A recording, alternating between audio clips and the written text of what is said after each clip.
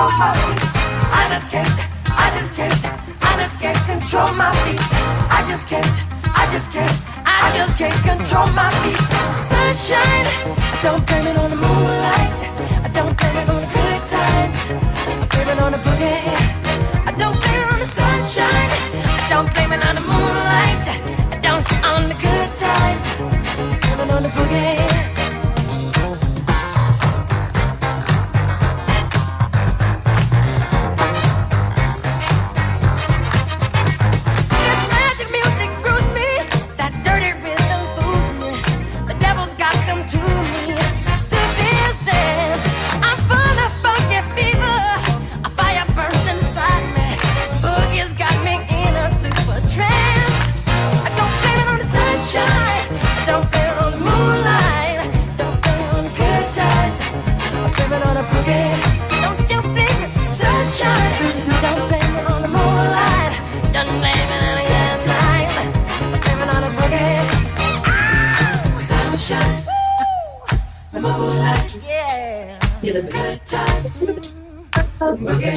You just got the sunshine, yeah. Moonlight, good times, good times. Don't you blame it, sunshine. You just got the moonlight. You just want the good times, yeah. Oh, blame it on yourself, sunshine. Ain't nobody's fault but yours and that boogie. Oh, not that long. Yours and that boogie. Ain't nobody's fault but yours and that boogie. Dancing all night long. Blame it on yourself. Ain't nobody's fault.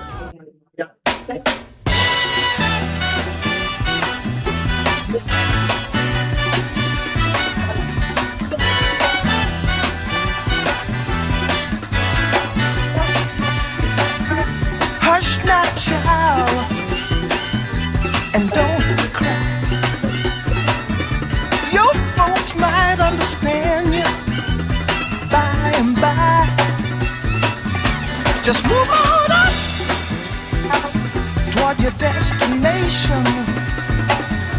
Though you may find from time to time complications.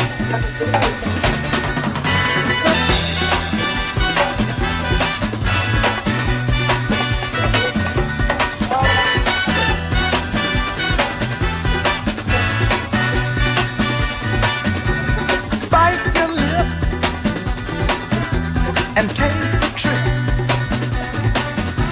Though there may be wet road ahead and you cannot slip,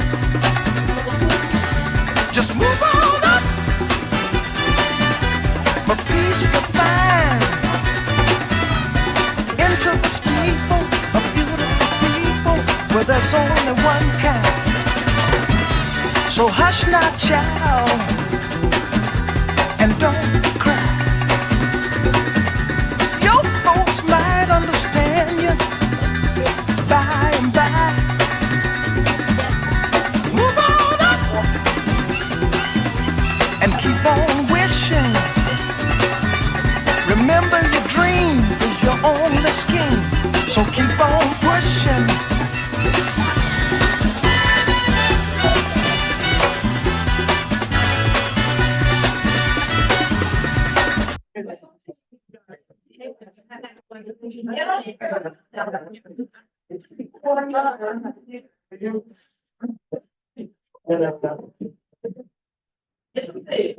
All right, well, that got really quiet, very quick. Sorry for running a little bit late. Our food was a little bit late today. And eating is a priority here at Columbia. And we consultants said we will always stop for food. Y'all, they take such good care of me. All my things were already here. So, welcome to our team meeting today. It's Tuesday, June the 18th. Can we all? There's a lot going on in the world today, right? A lot going on in the world, and I would love for all of us, this is like a PSA, I guess, if we can all just and be incredibly kind to each other and love each other up and realize that we're not always aware of things that are going on in others' lives. Please be kind. You guys are. This is the most incredible office I've ever been in. in my career, but people are struggling. And if we can all just be kind to each other and do our part to make the world a better place. Because we need that. I need that. I need that. So if we can all just get. Okay, W, time of the death. Okay, here we go. Gratitude. You have a yes, ma'am. What? You know what there. Thank you so much. I'm done. I'm filling out that lot of emails about, but my husband's doing really good. So a little background story. He had a tumor coming out of the top of his heart that occurred in about 0.5% of the population. He's rare. Very,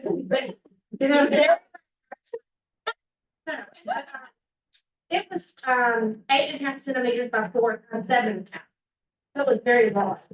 And we're just lucky they found it, because if they hadn't, what happened is a piece would break off and it would have an aneurysm. So he's doing good. We had it at St. Joseph's, which is an amazing hospital. If you ever have to go there, it's a great staff. But I just want to thank the office so much for the love and support. It was unreal. The calls we got, the prayers, and I just want to say thank you. Thank you. You're very loved, my dear, and we are always happy to Love on everybody. love on everybody and love on Love on everybody, everybody. and that's what we do. So, and I'm so glad that you're doing better, and I'm glad that, and y'all don't forget to ask about how she's doing too. Right. We're asking about him, let's ask about her. She's a little tired, so, but it's good but tired. Oh, I'm sorry, anybody else with gratitude? No other specific gratitude. Yes, ma'am, in the back. I'm so grateful. Miss Susan Church. Can you raise your hand so they can see who you are? She is not new, she is new to our office. We're very grateful that she is here. Thank you for bringing that up, Kay. You're welcome. And Kay, I gotta, I'm thankful to you for, making my weekend. Yeah. adventure fun. I loved it. I love, Kay has great questions, by the way. You know, if you ever call, she pick up that phone. So, yes. I'm sorry. We got a bunch going on right now. I said, I am going to let my son say she did it. Melt.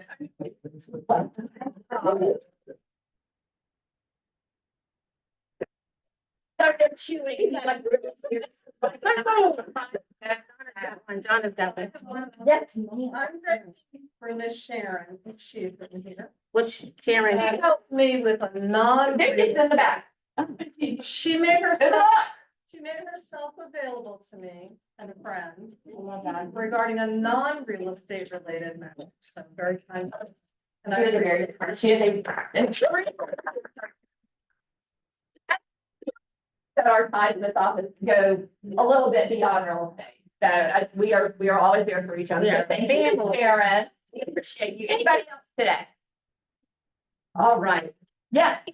Yes, ma'am. Miss Ross. Say thank you to Taylor for taking my client on a tour of the Buckhead area and all the finest that. I. Claremont Road was involved in this. oh my gosh. I know the people had the time of their lives, didn't they? Look at them, like these. All right, so.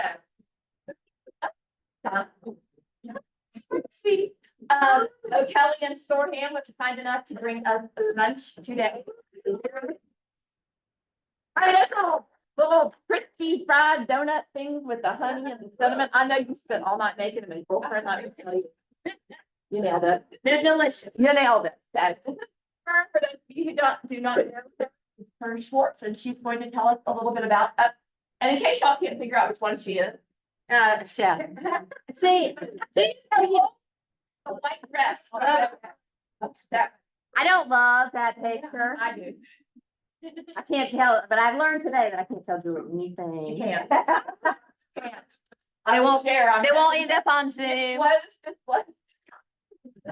Yeah, I'm gonna be quick today. I am teaching a special stipulations class after team meeting at 1 o'clock. So if you didn't know about that and you want to stay, love to have you. So I'm Kern Works with O'Kelly and Sorhan. So what am I seeing?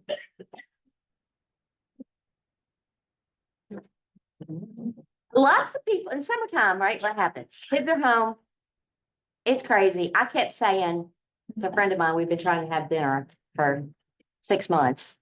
I'm like, just let me make it to May 22nd or whatever it was my kids got out of school. And then May 22nd came and it's been crazier now, I think, with the kids out of school. So just keep in mind that folks are on vacation, right? Things take a little bit longer. Wednesday, federal holiday, Juneteenth, title exams won't happen, banks will be closed. July 4th,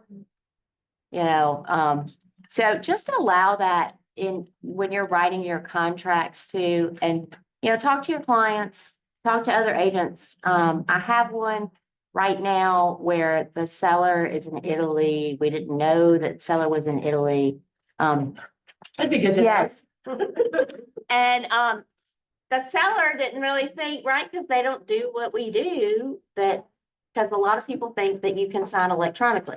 You cannot sign closing documents electronically. Some, yes, you can, but as a general rule, you got to come to closing.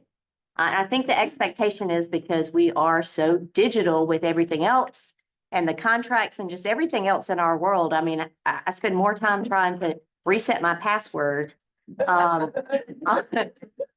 things, to get into something. But just kind of manage those expectations, and talk to your clients, and then communicate with us if there's anything, especially in new agents, right?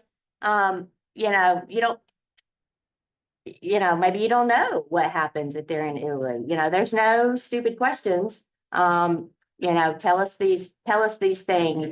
But if you've got a client, especially a seller traveling, right before the closing, they're getting back from vacation, and the closing is going to happen the next day, right? Like, kind of let us know, talk to us. Do you need anything before they go? Those kinds of things. And if you have any issues that come up, and I don't care if we're closing it or not, and I can help you. My cell phone number is not up there, but it's all over everything. Great way to reach me. A text message. Or if you have a question, over the weekend, negotiating a deal, shoot me a text. I may not, not as fast on the weekends because I do have 3 kids, 3 teenagers until July 30th.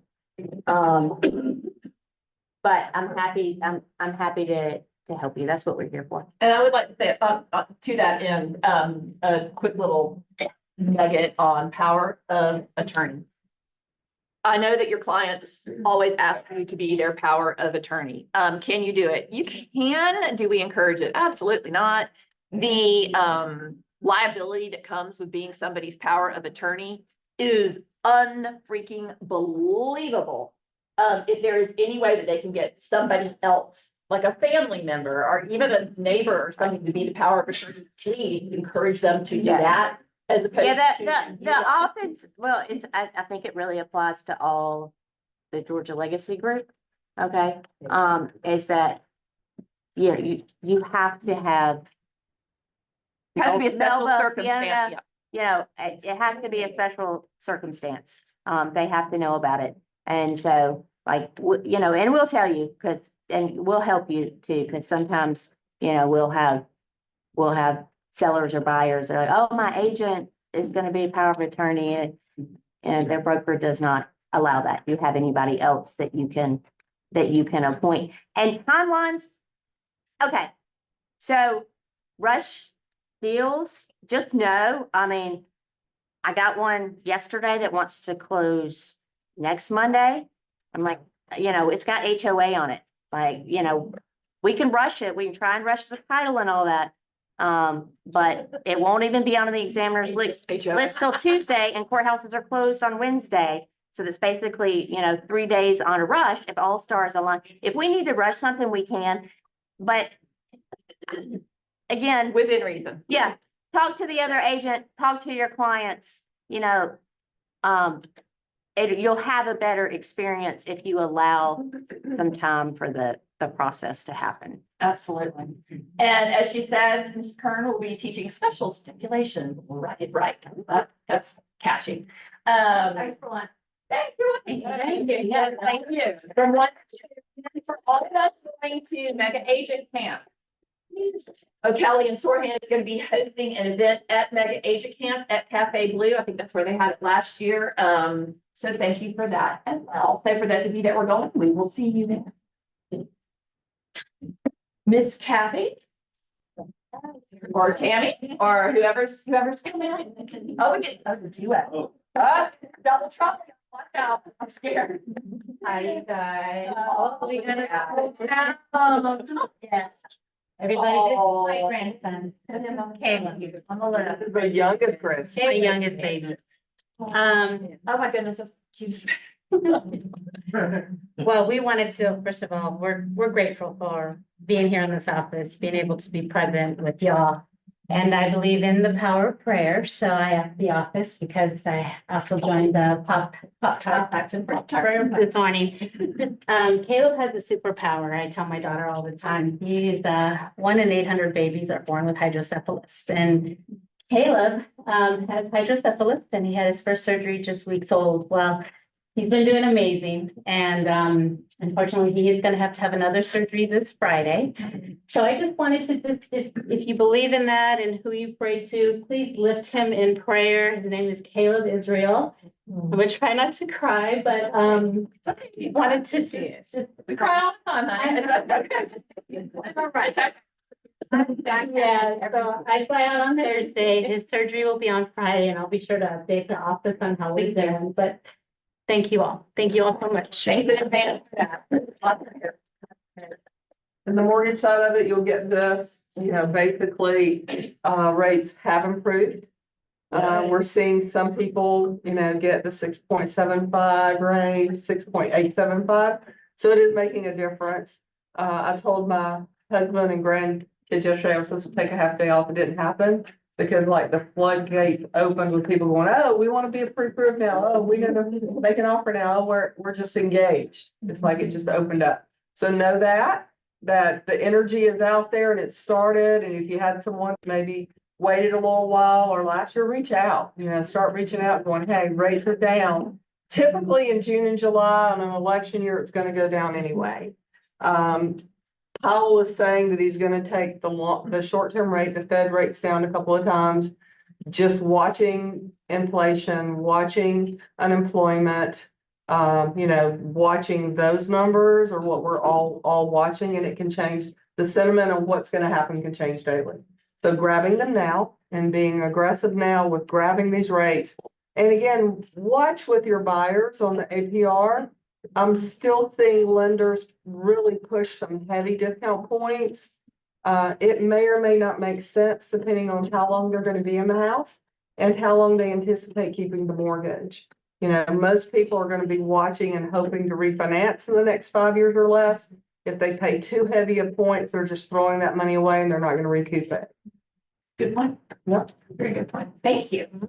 Thank you, guys. Thank you. And they're out.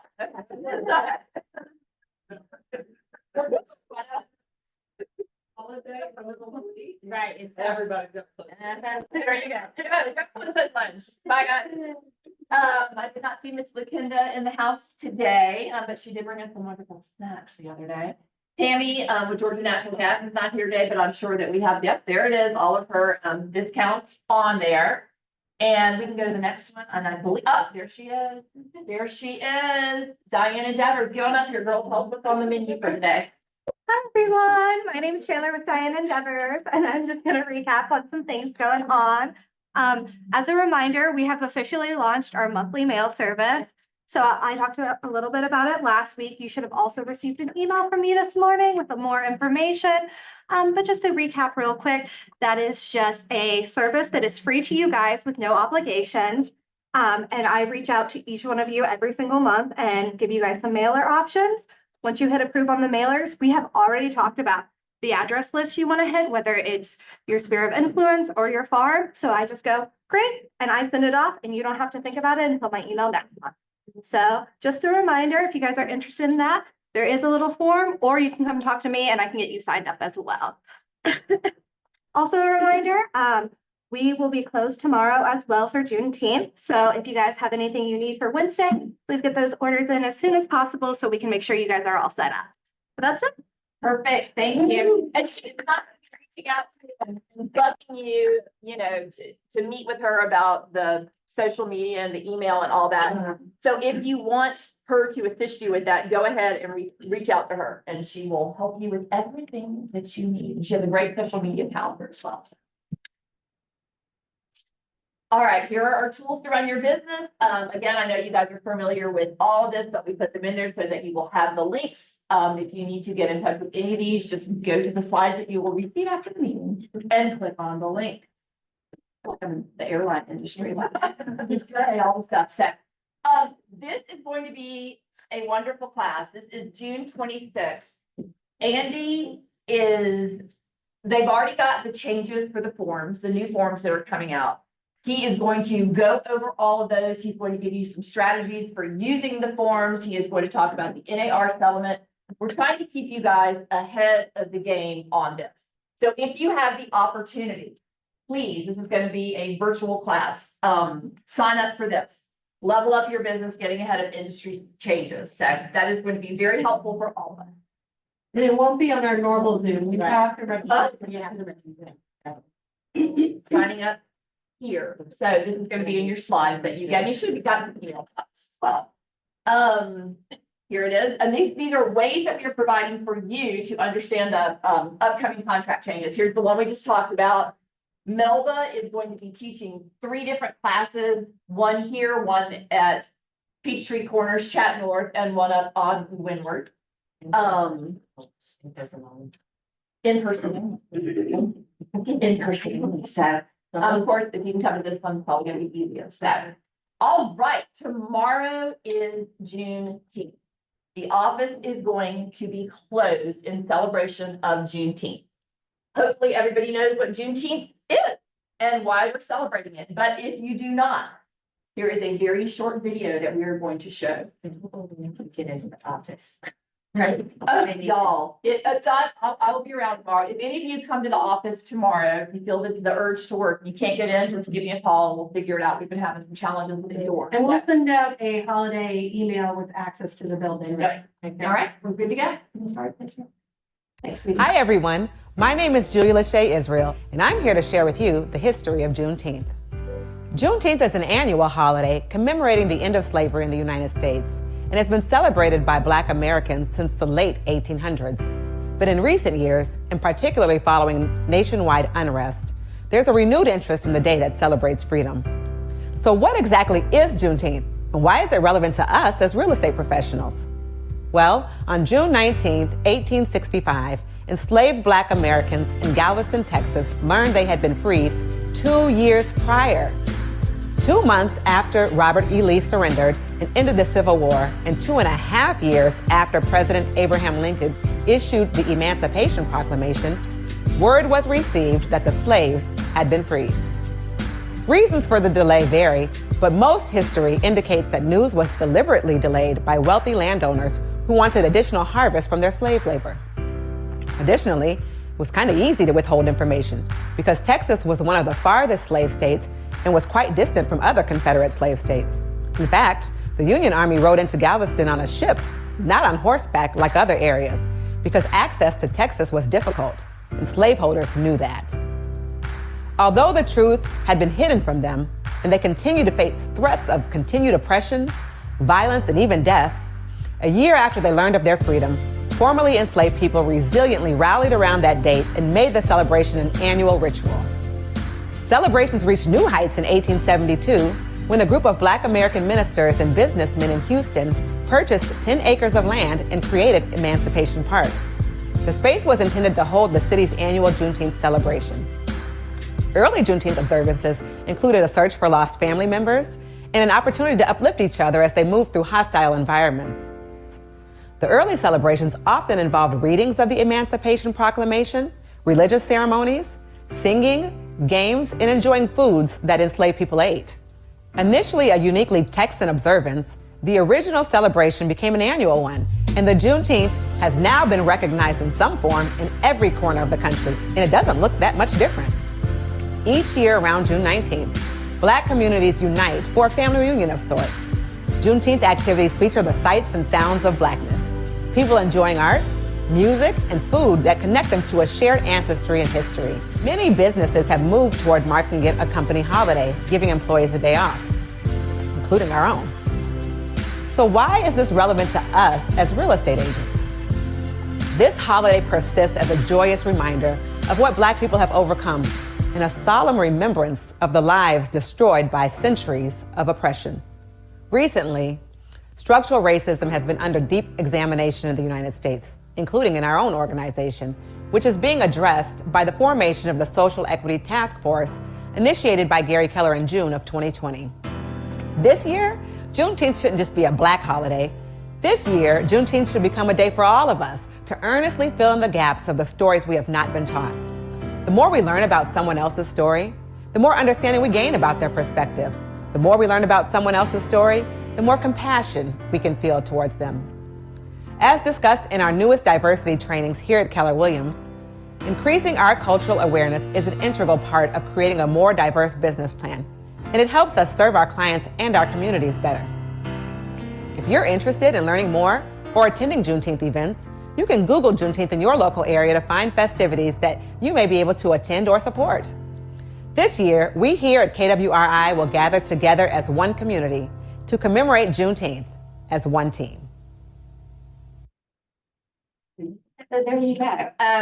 This makes me very proud to be a member of Keller Williams. And this community that we have going on right here in Rossville. So let's spread the love and everybody celebrate tomorrow. So wonderful, wonderful.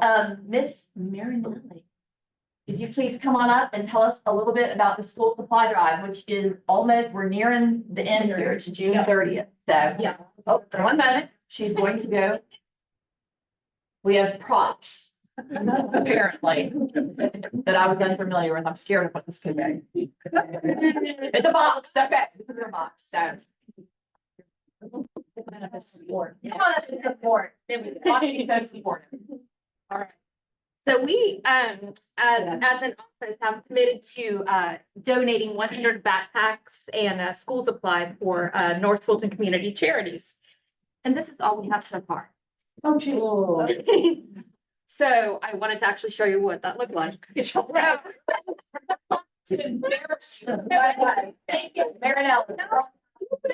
You gotta get props to make us all feel full. Yeah, so I'm gonna pass. Carry on, honey. Go on. Box around. Y'all pull the pins out of your pockets and just throw them in there, so less. If you'd like to donate money, people buy the product. If not, there's a QR code, I believe, right here that takes you straight to Amazon. And it'll be delivered here in the office.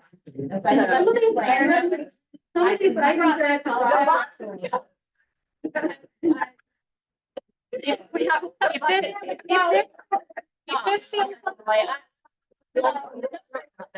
I love it. There you go. So we have a smaller donation. There's a smaller going around.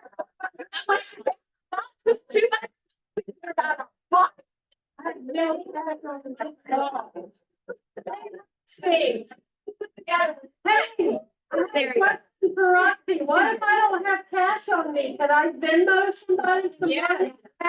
Yeah. I'll write it on the front. Yeah. Yeah. We will give you that. Love it. So please. So listen, y'all. So, yeah, no, seriously.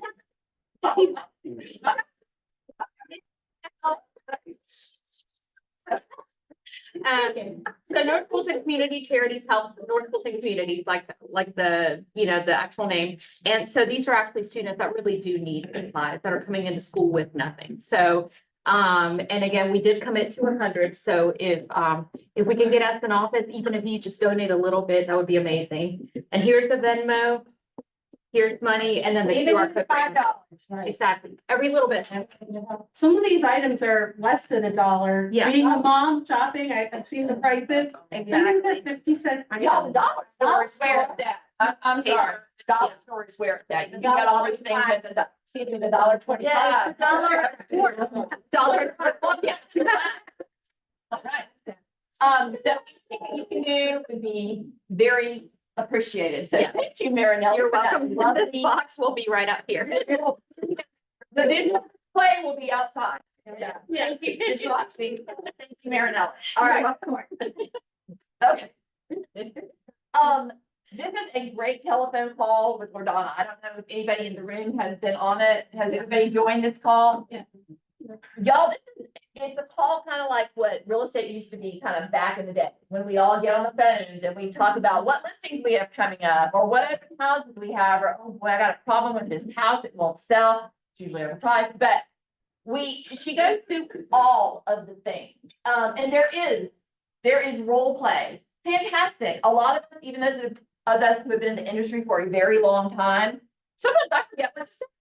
I'll get like halfway through a conversation and I'm like, yeah, I can't remember. So she goes over role play. It's just a wonderful, wonderful call. It's every day except for Tuesday at 8:30. And this is the Zoom link right here.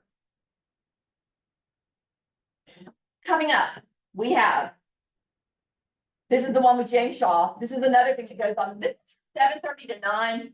I have found both of them to be equally, it's another phone call, another Zoom call, equally helpful.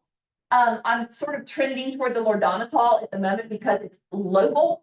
It's more local. Yes, It's actually 7:30 to 8:20. 8:20. Excuse me, 7:30 to 8:20. Yeah. Or if you're lazy and you like to wake up late, like I do, the Lordana call is wonderful as well. So, Pop-Tarts and prayer and Pop-Tarts, excuse me. Alicia, Joycelyn, and Joy do this every Tuesday right before the meeting, 9:45 to 10. So if you would like to participate in that, It's right here in this room. Okay. and the Pop-Tarts are rocking. I love a good Pop-Tart. Top 10% agent mastermind with our very own Carrie Field. Y'all, Carrie knows what she's talking about. This is gonna be a fantastic class. So this is gonna be on Thursday from 10 to 11:30 in the training room. Elevate your potential. Top 10%. And if you haven't had been in a class, Carrie is amazing. So I highly recommend that if you haven't had, if you're in the top percent, please join her. Yes. It's wonderful. Wealth of information. This is down here. I love this. Objection handlers and chart masters mastermind. If you are not using chart masters, this is something that is available to you. You should get these emails that have the statistics on them. Use them in your presentation. Why? Other companies don't have this. All right, so this is something when you're going into a presentation that's immediately going to set you apart and give you a database that's not available to everybody else. So come to the class, you learn how to use the Chartmaster data. Y'all, we've got career visioning with Gene Rivers. Go ahead and if you have not been to career visioning, everybody needs to go to career visioning. Gene Rivers is outstanding. This is an opportunity that doesn't come around a lot. So if you are able to, go ahead and register. They've opened it up. It's going to be up at KWNA up in Windward, but they've opened it up to the GLG group first. When the seats are gone, they are gone. So it is going to be September 5th and 6th from 9 to 4. And you can do just the career visioning for $199, or you can do the 30, 60, 90. So register right away because they're gonna open it up eventually to everybody. Southeast region. Yeah. And when they do that, all the The seats whole will be region. gone. And if you haven't had Gene, you're missing out. He's a wealth of information. He's pretty spectacular. Yeah, So, y'all be having night. Who have not gone through post license session? Who else? They're everywhere. The top is everywhere. If you have the opportunity, you can take it in person. Here, Raven has worked herself silly on the, but we have, truly she has, but we have Ignite in July here in the training center. So if you have not taken your post life, Or if you need to make up from another Ignite session, I know there's some people in this room who need to make up. You still need to register so that we know how much materials to bring. Yeah. Who's teaching it? we have, Leah is going to be teaching, And Carrie. Anne and Carrie. So we've got good instructors, very knowledgeable. It should be entertaining and fun. And you're gonna get your CE credit in. Before I go to the next slide, does anybody have, I forgot to put this slide in, does anybody have a caravan or an open house today that we can support? Okay, y'all, next week, can somebody please bring me a caravan or an open house? So that we're trying to get the caravanning thing going again. You know, I'd like for us to start, jumping in the car after meetings and running over to support. One for next week. Oh. Look at you, what's the address?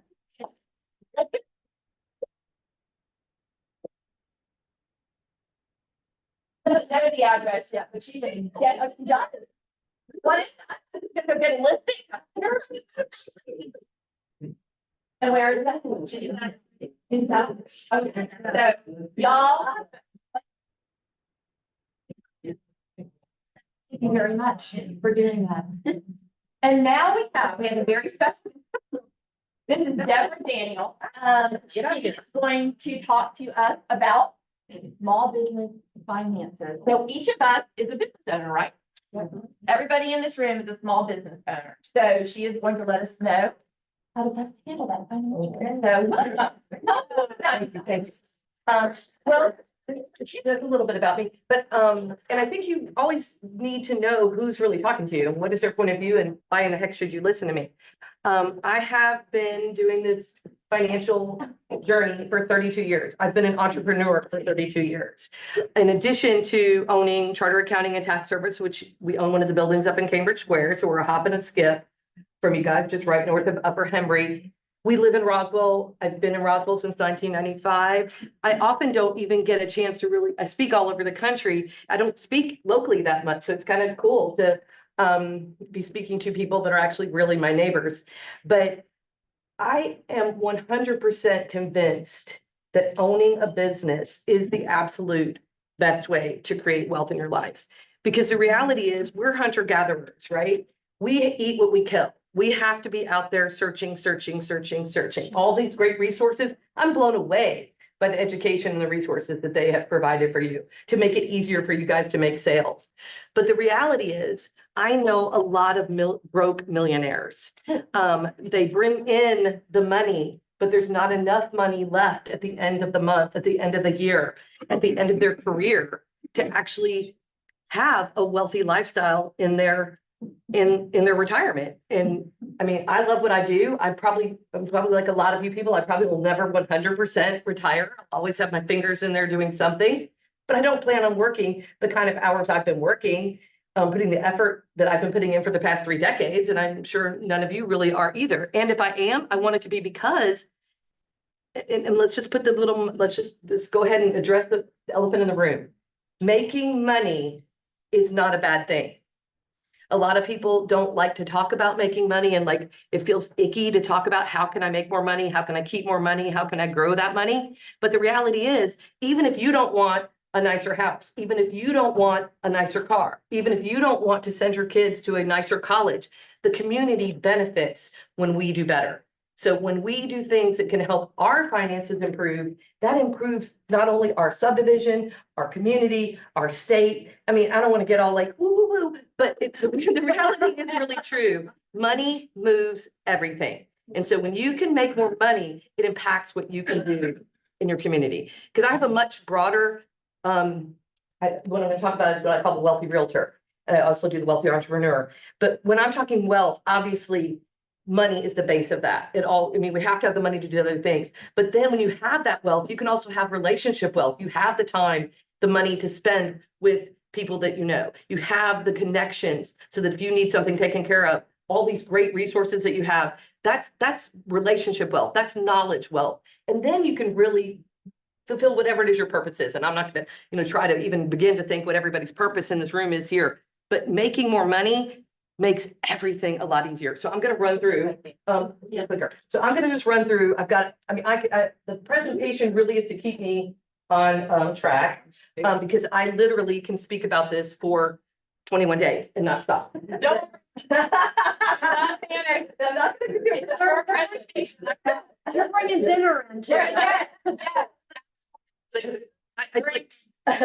I do speak a lot, and my whole mantra is make more, keep more, and grow more money. And what I kind of mean by that, Robert Kiyosaki talks about, and I don't know if any of you guys have read Rich Dad Poor Dad. I mean, some of that stuff is golden, and I read it all the time. But it's not really about how much money you make, it's how much money you keep, and how hard it works for you, and how many generations you keep it for. I mean, so it's really more than just how can I make more money this month, right? But when I think of this is just kind of a visual for me. Making the money is bringing the money in. Let's fill up the buckets, right? But then keeping the money is let's close down those leaks. We have a ton of leaks, most people. And I'm going to talk a lot about taxes because other than your mortgage, which you guys, are helping people with your realtors. I mean, with their real estate, which I love real estate. I've got lots of great stories about real estate. My grandparents were immigrants and built an empire in real estate back in the 40s, 50s, and 60s of the last century. But there's so many leaks that why are we not keeping enough money? We would be the top 10% of the company, but if you look at their financials, they really don't have a lot left over. And then growing that money. How do we get more buckets? We've started bringing the money in, we've closed up the leaks, and then I want a whole bunch of buckets along the wall. So just kind of a visual of kind of what I'm talking about. But how do you keep more money? I say it's tax strategy is one of the most important things that you can do. Because again, other than your mortgage, and honestly, some of my clients, seems like the taxes are more than their mortgage. It's either the first, second, or third highest expense you have in your lifetime. I mean, for those of you that are big Dave Ramsey fans, I love him. He kind of speaks to the masses and his stuff does make sense. But once you start having some money, a lot of it's a little bit too simplistic. And I don't think that I can become wealthy by turning off the lights, eating ramen noodles, and never going to the movie theater. I think it's more about bringing more money in, right? And how do we keep it? But it's also because you have to be doing more than just showing up at your accountants at the end of the year, or not even end of the year, February or March of next year, and expecting to not pay more taxes than you should. Because there's a big difference between tax preparation, compliance. I have to file a tax return. If you have employees, you have to file payroll tax reports. You have to give 1099s to your contractors, et cetera, et cetera. But that's compliance. That's just doing the paperwork. That's a historical document of what happened last year.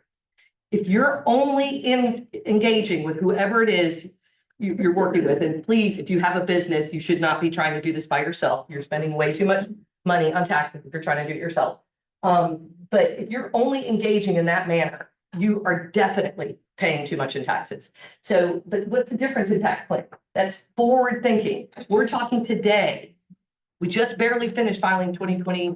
What year? It's so confusing because we've got last year, this year, and next year are different when you're talking from a tax perspective.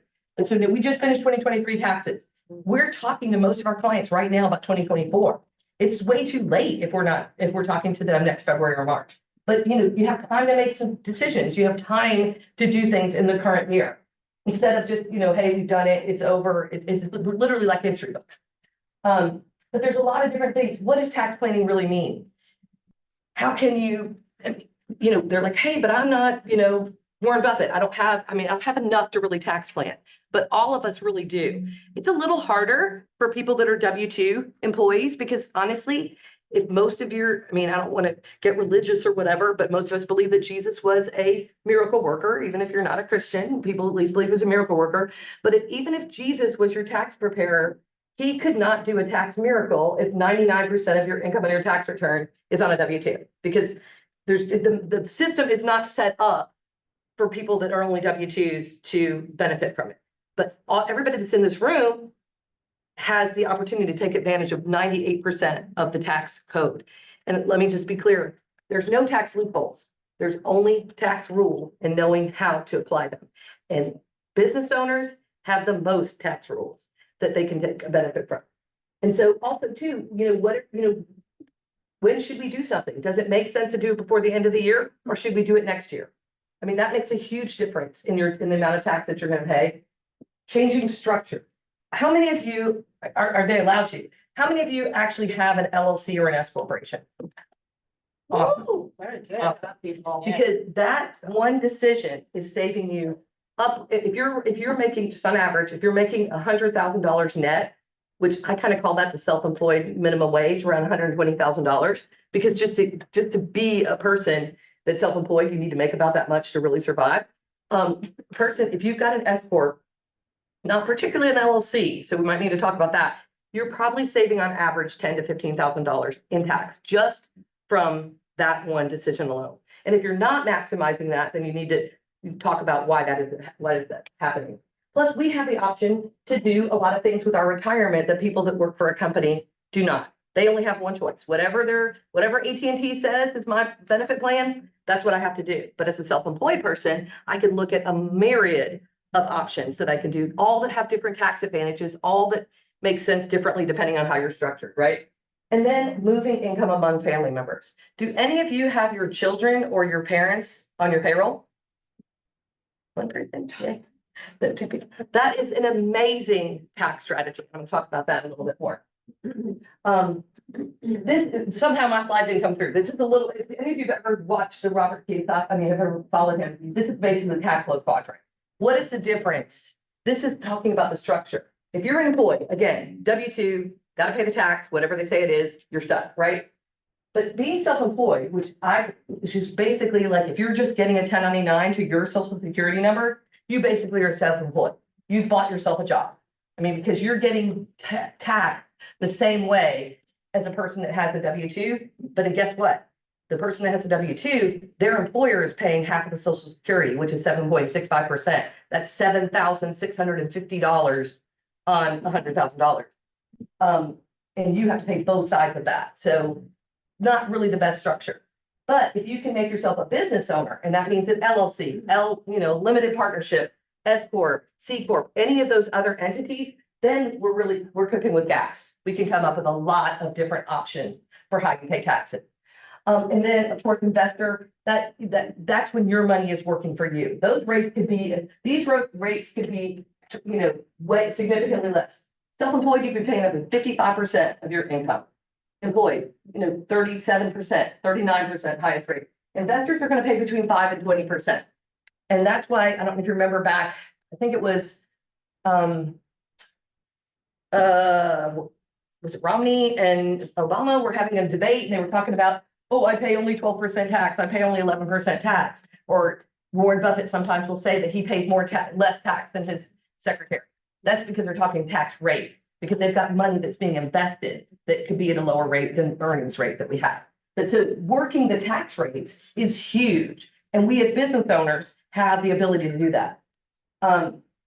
And so maximizing those family deductions, which I think are really cool. We're going to talk a little, this is especially important for anybody that has kids under 18, it's even better. Or what I'm seeing a lot more of, I know I'm having to support my parents a little bit because a lot of what they did in the earlier years, anybody that's in their 70s, 60s, 70s, or 80s, a little bit is kind of feeling the brunt of the change in the retirement system that happened in the early 80s.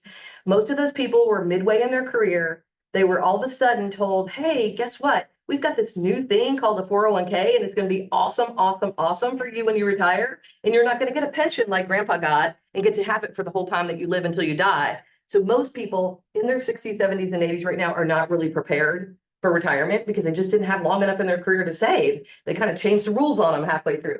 Well, so I have a lot of clients.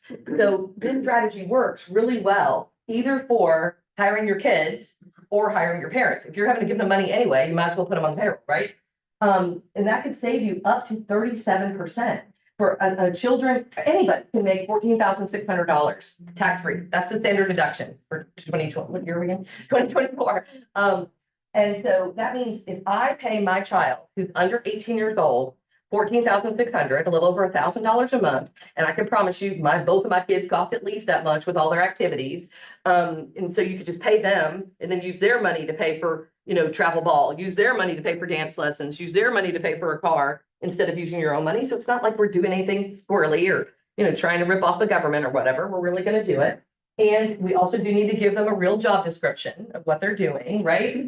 But if we did that, that can save, depending on where your tax rate is, a minimum of $1,460 up to $5,402. I mean, that's not chump change to me. I mean, I don't know, that's a commission on a small house, isn't it? I mean, I don't know. And that doesn't take into account if you're in a high enough bracket. I mean, well, I mean, when it. It's split up. The pockets of those things. I don't know how this real estate business works. I've been doing a lot of tax returns for realtors for a long time. But, so in addition to hiring those kids, there's a lot of other things we could do as business owners. We could potentially write off 100% of our healthcare.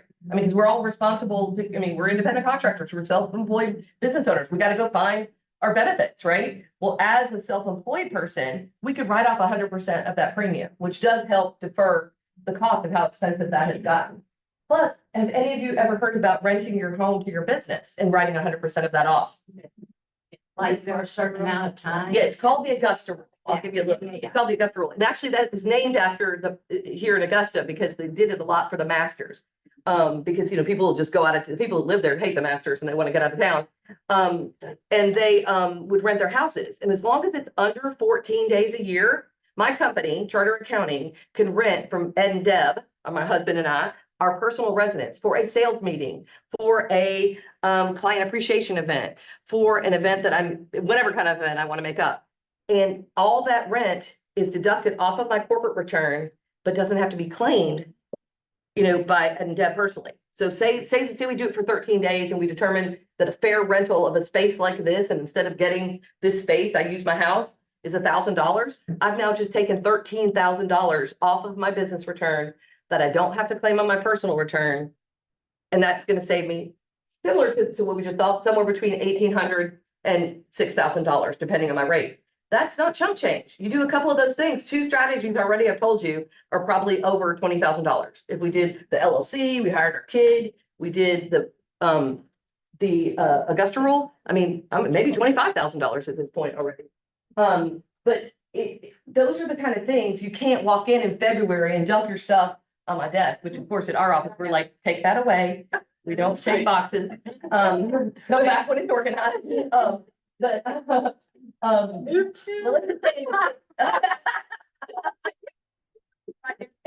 Do all of it, we keep our stuff in boxes and what is it? Or trash bag. Yeah, believe me, I've seen them in all methods. What is the best way?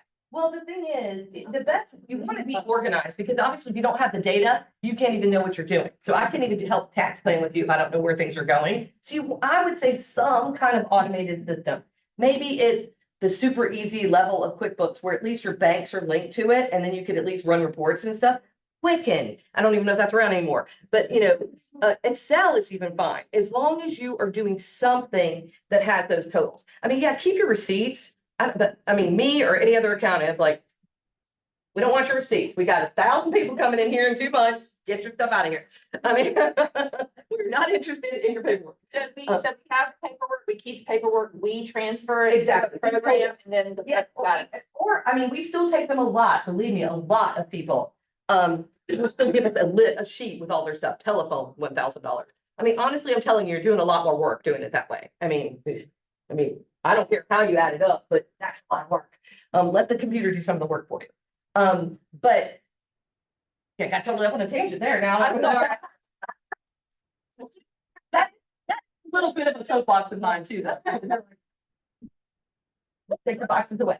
But you know, using some of these tactics. Oh, I know what I'm saying. You can't walk in with your box in February and implement any of these things. You can't predate to last year things that were going on. So if you're not engaging, if you're not like planning, I mean, it's not like something that you have to do every day, because just like this, like anything, or any of the training even, I mean, if it's not making you money, it's costing you money. So you want to make sure whatever you're doing is using the best use of your time. But you've got to do some of this stuff ahead of time. But also timing deductions on your personal tax return, because the reality is when you're self-employed, your business and your personal finances are interrelated. You can't separate them pretty much.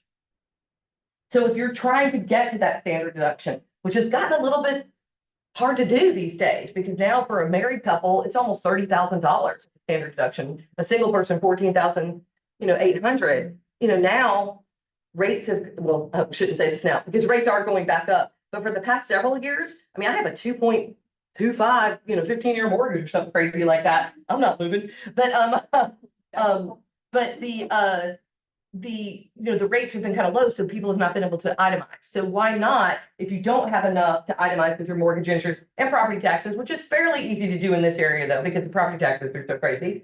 But cluster some things together if you can. Like if you normally give your church $5,000, but that $5,000 plus your mortgage interest plus your property taxes aren't going to be enough to itemize. What if at the end of the year, you go ahead and pre-give your money you were going to get for 2025, so that that number bumps you up to be able to itemize for this year, and then next year we'll take the standard deduction and kind of flop them around a little bit. Again, you can't decide to do that in February, March, so we have to talk before then.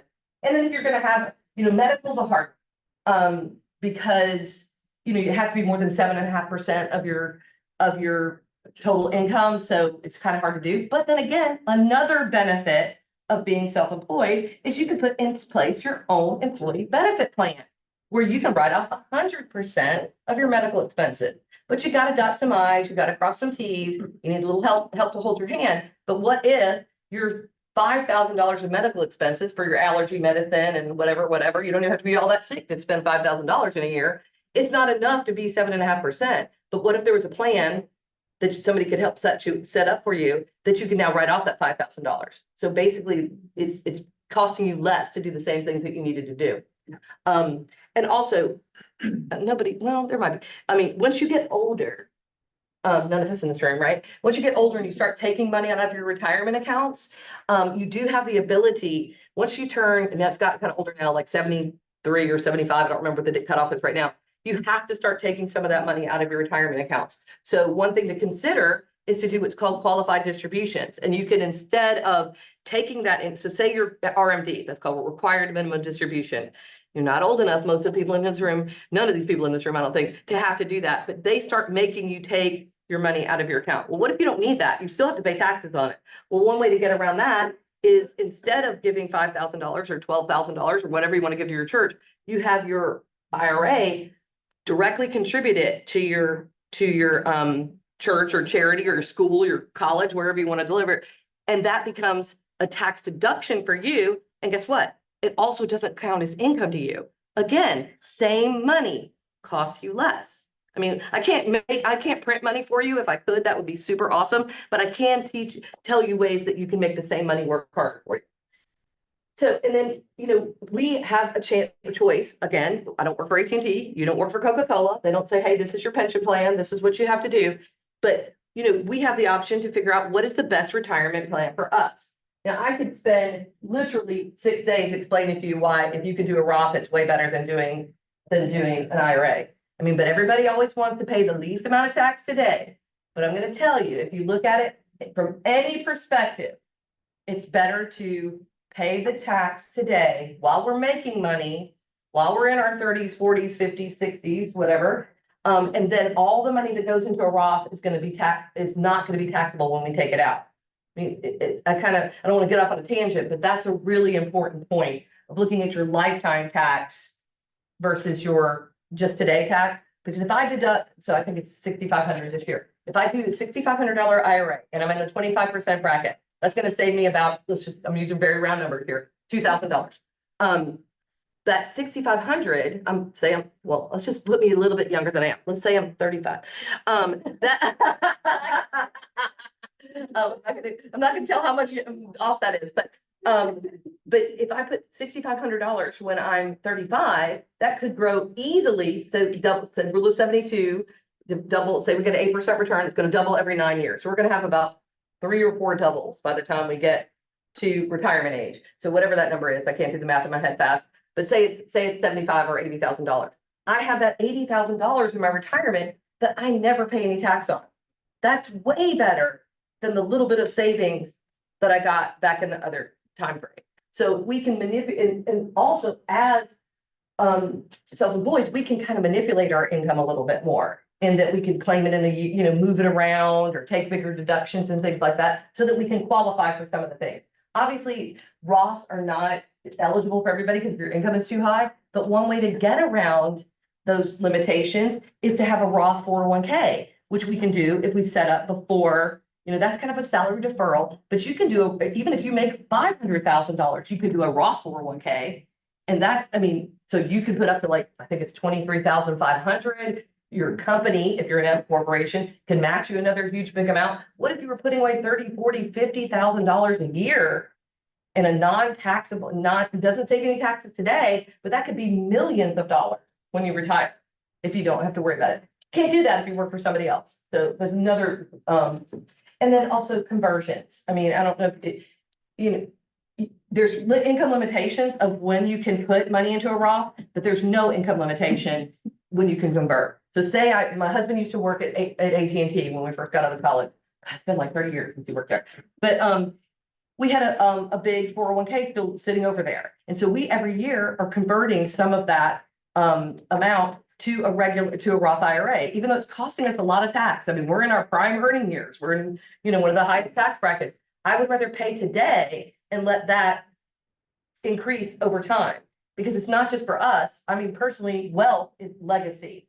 So even if I don't take advantage of having that less tax in my 60s, 70s, 80s, whenever I need the money, my kids are going to get that at a tax-free rate as well. So again, planning that we can do as business owners that people that are not, you know, that are just W-2s don't get a chance to do. So tax credits, and some of this I want to, as realtors, you guys should really know about some of this stuff, because you're going to clients, taking a look at their house. You know, most of them need a little bit of work, probably. Most are not perfect when you're going to list them or whatever. And if you know about some of these tax credits, you can help them pay for renovations that are going to help get their house sold faster.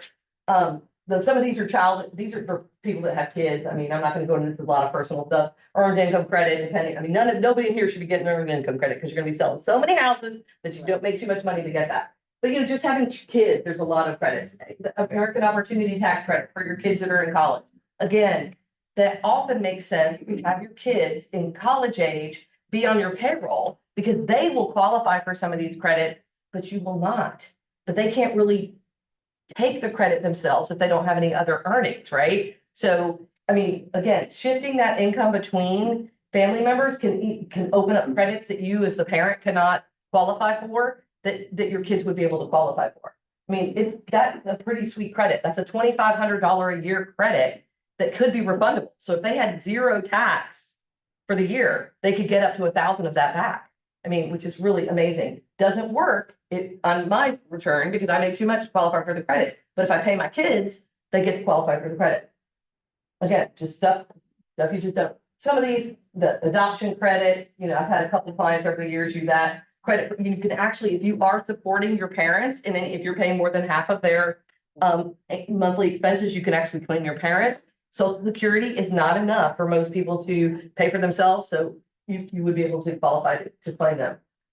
Low income house credits, that's also interesting for realtors to know about too, if you're selling bigger, more commercial properties. Those are good things to know about. And just actually even contributing to our retirement plans has a credit as well, but you just gotta know the rules. But the energy credits, I think, are particularly should be of interest to someone that's in the real estate realm. Before 2023, so starting last year, before that, you could only get $500 lifetime credit. So, you know, basically everybody had already got the credit. They upgraded their HVAC 20 years ago, and they'd already taken the credit, and they were screwed, even if they replaced all their windows or whatever this year. But now, starting in 2023, $1,200 a year of tax credit. And let's be really clear on a tax credit, how much more valuable a credit is than a deduction. A deduction means my income is, I'm going to use super simple numbers, so I don't have to do math in my head. My income is $50,000. I have deduction of $10,000. I pay tax on $40,000. A credit means, hey, on that $40,000 of income, you owe $3,600. And guess what? $1,200 of that $3,600 can be offset by an energy credit. So it's worth so much more than a deduction. So, but there's just all kinds of things. You can even get $150 just for paying for an energy audit. I mean, that's crazy. Exterior doors, exterior windows, actually heaters. I mean, you know, all people are needing those kind of things. I know one thing, if I were to list my house right now, my air conditioners are super, super old. I have a client that's an HVAC person, and he wants to keep massaging it. I'm like, let's get a new one. He's like, no, I can keep it running. He's out of town and it's a little hot at my house right now. I'm like, maybe I should call somebody else, don't put anyone in for me. But knowing about those kind of things can be valuable, not just for you personally, right? But as you're advising other people in the real estate, you know, with their real estate. But also too, again, how do we get ourselves into the Warren Buffett investment set of taxes where we're paying less than 20% for our income? That's, we've already brought in, we've sold a bunch of houses, we made some money. We've talked to Deborah or some other awesome tax planning, you know, guru, and we've saved $30,000 in tax. Now, to me, the 1-2 punch, we now have taken that $30,000 extra and not gone and blown it on a new car like the people in this area want to do, you know, you know, keep up with their neighbors or whatever. But we've taken that $30,000 and we've invested it in something that's going to create income for us. That income, more than likely, is going to be taxed as investment income, which could be as low as 0%. If all your other income keeps you in the lowest bracket, you pay 0%, but at maximum it's 20%. 20% sounds a heck of a lot better to me than 37% and self-employment tax of up to 55%. So if we can get some of that into those buckets, that's another, I mean, again, shifting the income between either family members or between time frames makes a huge difference. And then tax harvesting, you know, the thing is, we all have some dogs in our portfolio. Come on. I mean, you know, bought stock back in, you know, 1990 because it was cool and thought it was going to take off. And it maybe did take off in the 2000, you know, tech bubble, but then you should have ditched it back then and it's never going to come back, right? So, I mean, most people just let those things sit in their portfolio. You can actually use that to reduce your taxes for this year. I mean, you have to really, I mean, a lot of times you want to have someone that's advising you on your taxes that also works very closely with your investment advisor or is your investment advisor too. So a lot of people do both of them, but taking advantage of, you know, cleaning up your act and getting a benefit for it. And then can you be eligible for that 0% capital gains tax? Probably not while you're working, because to be eligible for the 0%, you've got to be in the 10% bracket. And that, you know, for married, I mean, for single, it's pretty low. It's like, you know, less than $30,000, and for married filing jointly, probably under $60,000. So I mean, I'm hoping that if you're working here, that you're, I mean, you know, I don't want to make any judgment, but I mean, it's a hard job. I've done so many realtors over the years, and real estate is too hard to only be making $30,000 to $50,000. But, you know, again, looking at those buckets, you know, how can you make income tax free if possible? And if you don't know about like-kind exchanges and you're working with clients that have, you know, like commercial real estate, like I own the building up there in Cambridge Square that we're in. We bought it with a like-kind exchange, and I will not sell it unless I can find something else to buy it to do a like-kind exchange. Then it's tax free. I don't pay any tax until I actually sell that. And if for some reason I keep that building until I die and I pass it to my heirs, nobody will ever pay the tax on that because we have stepped up basis. If you own a stock that you bought for $10 and it's worth $60 when you die, your kids get it at $60. I bought that building ages ago for $600,000. It's probably still worth about $600,000, but it's paid for. But if I were to die, it's depreciated down to zero. If I sell it today, I'm going to have a huge tax bill.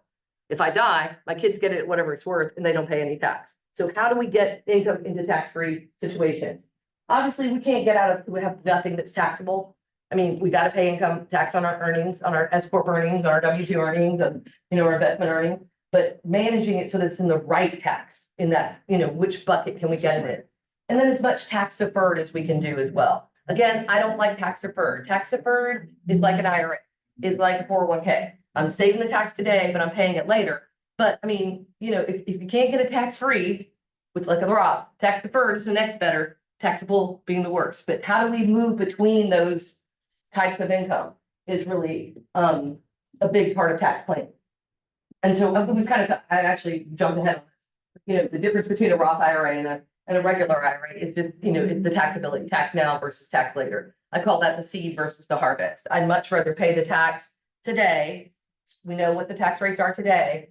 We don't, not only do we pay if we invest that whatever it is, $20,000, I think it's $23,000 for a 401k, say that grows to $200,000. We're going to pay tax on the 200 and we don't even know what tax rate we're going to have. I mean, I know it seems suckish when you go to pay your taxes right now. These are in 30 years, literally the lowest tax rates that we have had. I'm a little bit worried about 2025 because a lot of the rates and a lot of the stuff that we've got going on expire. So it's, I mean, I don't, not to get political at all, but be cognizant of what people are saying about what their thoughts are about economy and taxes and things like that, because our income can drastically change in 2025 if the tax code changes a lot. I mean, it might change for the better. I doubt it because this is some of the best taxes we've had. But you don't know what you're going to be paying in the future. So why wouldn't you try to lock in those amounts now? So, I mean, I'm not going to give the whole, soliloquy on the difference between regular and Roth IRA. But so the other piece is, we've talked a lot about bringing in money, saving money, the leak of taxes, but there also, I would be remiss in not just talking about where some of the most, I've watched clients, I've talked to clients, I have 30 years of empirical evidence. I'm like a consumer of money stuff, like a candy. I love to, these are some of the most common money leaks. Again, paying too much tax is one of the biggest ones, but there's a lot of other ones. You got to watch out for insurance premiums, shop your insurances pretty frequently. And one thing that people don't think about, guard your credit. It's not up here, but do you know that your car insurance and your homeowner's insurance is actually impacted by your credit score? I mean, they've come up with an algorithm that if I'm good with my finances, that I'm a safer driver. Now, they haven't seen me drive. So like, I'm really but the algorithms say, because my credit is stellar, that I'm a good driver. But I hope I don't wreck on the way out of here. But these are some of the other things that people, if you're really trying to create wealth, you've got to kind of watch some of these little, they're really sneaky. The recurring charges, you sign up for something and the next thing you know, you've been paying for 12 months and you're like, wait a minute, I haven't even looked at that since the first day I got it. And wait, I forgot that I even bought it. At one point, and I watched my stuff pretty closely, I was paying for 2 fitness clubs and I hadn't been to either one in like a year. So I was like, okay, this is double trouble.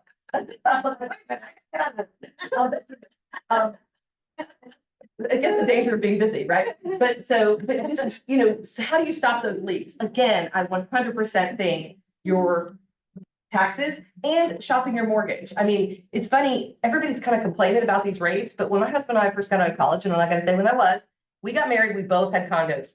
We moved in together, bought a house. Our rates at that time was, well, I'll go say early 90s. I think we paid like 9% at that time.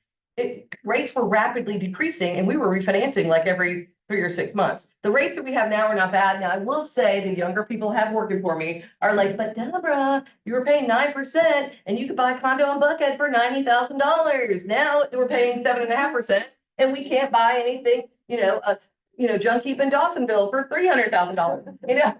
So I get that. It is a lot more expensive, but, watching, I think if you're going to look for bang for your buck, your taxes, the cost of money, borrowing. I'm a huge proponent of debt. If I have the chance to buy a rental property to gain income, sure. If I want to buy a Louis Vuitton purse that I can't afford for $1,000, do not put that on a credit card. That's a waste of money, and I see a lot of that in this area. So these are just some of the other money.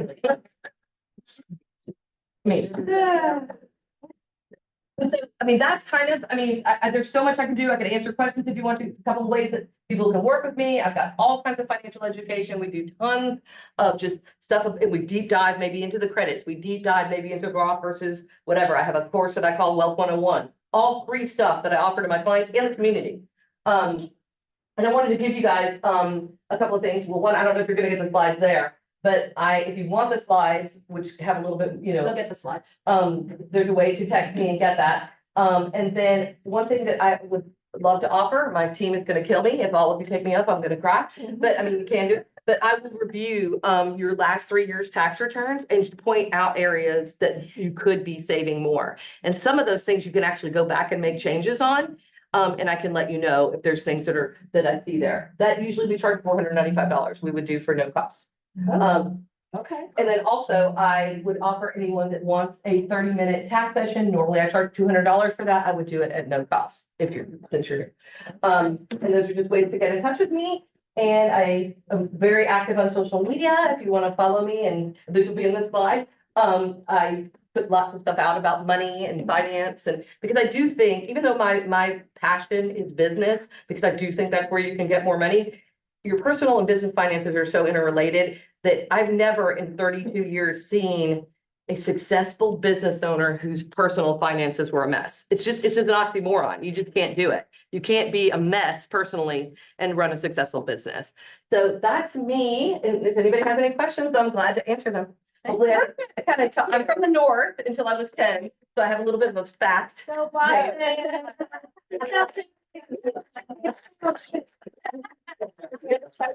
Oh, do my contact info?